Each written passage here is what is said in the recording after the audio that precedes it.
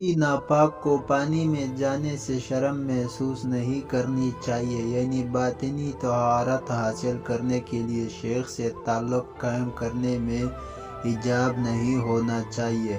انسان کے بدن میں دو حوض ہیں، ایک برے خصائل کا مخزن ہے، دوسرا بھلائیوں کا مخزن دل ہے۔ دونوں قسم کے اخلاق کے مخزن ملے جائیں۔ بولنے سے اگر فائدہ نہ ہو تو بولنا چھوڑ دے، اور اگر ہو تو اعتراض چھوڑ دے اور شکر گزار بن جا۔ غیر مفید سوال کرنا درست نہیں ہوتا، اور مفید سوال بھی اعتراض کی صورت نہیں بلکہ شکر گوئی کے طریقے پر ہونا چاہیے، کیونکہ انسانوں کا شکر گزار ہی اللہ کا بھی شکر گزار ہوتا ہے، اور دراصل انسان کا شکر گزار ہونا اللہ کا شکر گزار ہونا ہے۔ حضرت صالح کی اونٹنی بظاہر ایک اونٹنی ہی تھی، لوگ پانی کی وجہ سے اس کے دشمن ہو گئے، حالانکہ اس نے قدرت کا دیا ہوا پانی پیا۔ انہوں نے اللہ کا پانی اللہ سے روکا۔ اسی اونٹنی کی مثال نیکوں کے جسم کی سی ہے جو بدبختوں کی ہلاکت کا باعث بنے۔ خدا کے قہر کے داروغہ نے دیکھ لو ان سے اونٹنی کے خون کے بدلے ایک پورا شہر طلب کیا۔ اگر تو حج کرنا چاہتا ہے تو کسی حاجی کو ہم سفر بناؤ، وہ چاہے کوئی صورت رکھتا ہو، اس کے رنگ یا تصویر کو نہ دیکھ، اس کے ارادے اور قصد کو دیکھ۔ اگر وہ کالا ہے اور تیرا ہم خیال ہے تو اسے گورا سمجھ، کیونکہ وہ تیرا ہم رنگ ہے، اعتبار باطن کا ہے۔ اگر وہ گورا اور خوبصورت ہے اور تیرا ہم خیال نہیں تو اس سے تعلق نہ رکھ۔ جس نے اپنے نقص کا دیکھ لیا اور پہچان لیا، وہ اپنی ذات کی تکمیل کی طرف تیز دوڑا۔ جو اپنے کمال کا گمان رکھتا ہے ذوالجلال کی طرف پرواز نہیں کر سکتا۔ کمال کے گھمنڈ سے زیادہ بدتر بیماری تیری روح میں اور کوئی نہیں ہے۔ تیرے دل اور آنکھوں سے بہت خون بہتا ہے، تکبر تجھ سے نکلے۔ مومن کو ہر حال میں اللہ کی ذات کا طالب رہنا چاہیے، محض اس کے ناموں کو کافی نہیں سمجھ لینا چاہیے۔ ہاں، اللہ کے اسماء اور صفات کا ذکر اور درجات تک پہنچنے کا ذریعہ ضرور ہے۔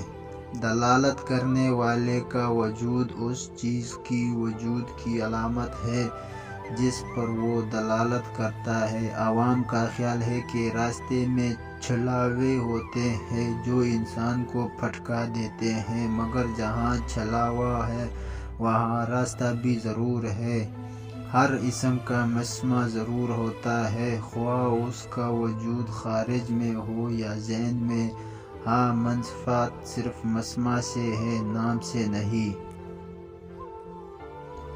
خدا نے ہمارے پاؤں کے پاس سیڑھی رکھ دی ہے کہ کوٹھے پر رفتہ رفتہ چڑھ جا۔ تو پاؤں رکتا ہے تو اپنے آپ کو لنگڑا کیوں بنتا ہے؟ تو ہاتھ رکتا ہے تو پنجہ کیوں چھپاتا ہے؟ آقا نے غلام کے ہاتھ میں بیلچہ تھما دیا تو خود بخود معلوم ہو گیا کہ اس کا کام میں لانا ہے۔ یہ اعزاز دے تو اشارہ یہی ہے کہ انہیں کام میں لاؤ۔